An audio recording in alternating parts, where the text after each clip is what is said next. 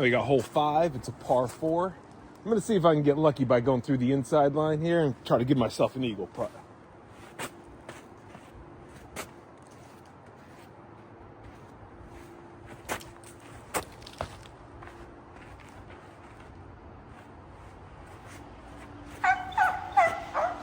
Or I'll just go down the middle of the fairway and get knocked down.